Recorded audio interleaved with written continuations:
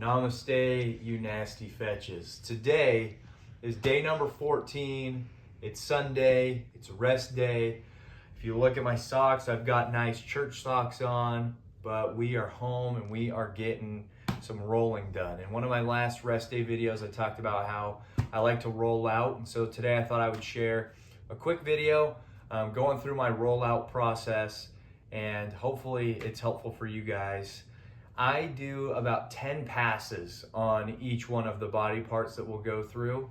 And that way I feel like I get a good amount of the knots out of my body, but we'll go ahead and jump right into it. And if you don't have a foam roller, it's totally worth the investment. We've got a couple around the house. I prefer the ones with a plastic core because they're a lot firmer. This one squishes a little bit, so pick your poison. But what I like to start off with is my upper back. So I'll come in here, just lay it in. And while I do this, I like to have a big chest, try to stretch out my pecs a little bit. And one of the most important things of this is to continue to breathe. Controlled breathing in through the nose, out through the mouth. And whenever I'm rolling my upper back, I will try to exhale through my mouth as I roll up towards my neck, and I find it pops my back and it relieves a lot of pressure.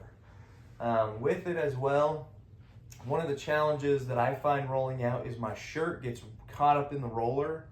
So if you'd like to be a dork, go ahead and tuck your pants or your shirt in your pants, and I won't be doing that. I'd rather just keep pulling it out. So maybe you guys are more optimal than I am.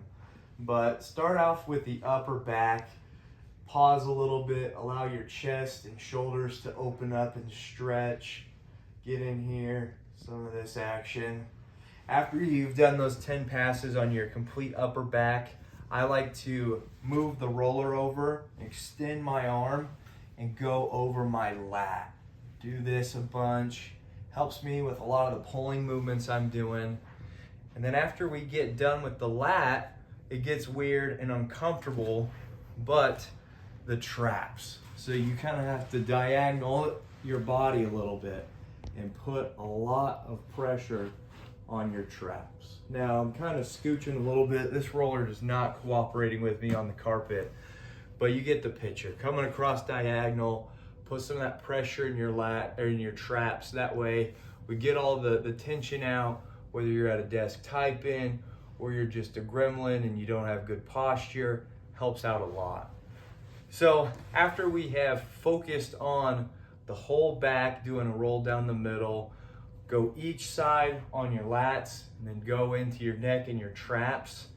I like to move into my glutes. So then what we'll do is we'll focus on the whole back side and then we'll flip.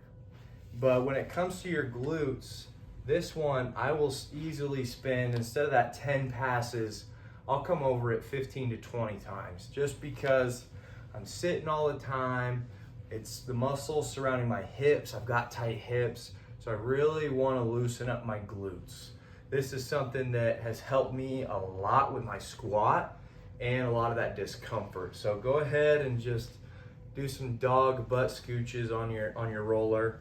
And after you have done that, carry on into the next most important part of your leg is going to be your hamstring.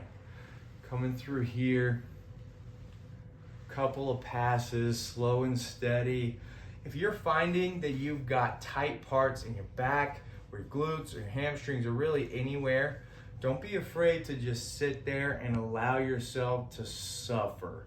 Suffering when it comes to foam rolling is really good. The more pain you're in, the better you're gonna feel afterwards. And this is one of the very few things that you probably can't do too much of it. Too much foam rolling will never be bad for you. It'll always be a good thing. So after we go through the hamstring, we'll go in and we'll move into the calf a little bit. This I do not like because it is terrible. It hurts so freaking bad.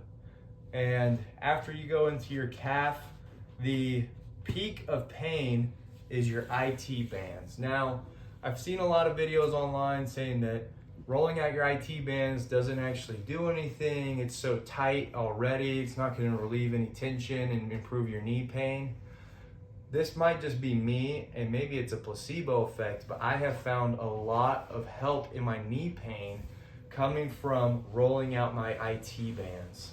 So when you come over here, I like to put one leg in front of the other and just roll from my hip, come all the way to my knee, and just keep rolling. And this is gonna look sometimes a little provocative. It's only gonna get worse. So here we go. So after a couple IT band passes, you'll then move over and do your other leg. But for time's sake, I won't do it. And then we're gonna go ahead and flip the body. So when you're lifting, whether it's deadlift or your squats, and sometimes even my bench, I get a lot of pain in my hips. I get a lot of cramping, a lot of tightness. So what we're gonna do is we're gonna try to mitigate that. So likewise, how we started with the glute, we are gonna start with the hip. So this looks super provocative, but you're gonna come and just take the edge of your roller and plant your hip and let it just dig into you. Just slow rolls from your hip all the way to the top start of your quad. And with this, don't be afraid to open up your legs a little bit and go into a lateral roll. Really get into your groin muscles. Hopefully you don't roll over your bratwurst, but worst case scenario, take a 3-minute break and you'll be all right. So after that, then you move into the quad. And with this, we want the full quad. You don't want to just be doing the top half, all weenie. You want to get in there, get nasty. So start there, knee all the way down. You'll probably get a nice little core workout, a little bit of a sweat going. I'm already kind of sweating and I'm not even doing the full thing. And do that. And then afterwards, if you're like me and you've suffered with shin splints and problems like that, go ahead and get the front of your shins. There's a muscle over here. I'm not a nerd, so I don't know what it's called, but you roll it out. It hurts, but it's good for you. So that is just a small little portion of a quick rollout thing you should be doing at least 3 times a week. I need to be better at it. Hopefully you guys enjoy it and it helps you out with a lot of your aches and pains. But guys, that is my rest day video for today. I'll see you on day 15 where we are starting the deload week. Peace out.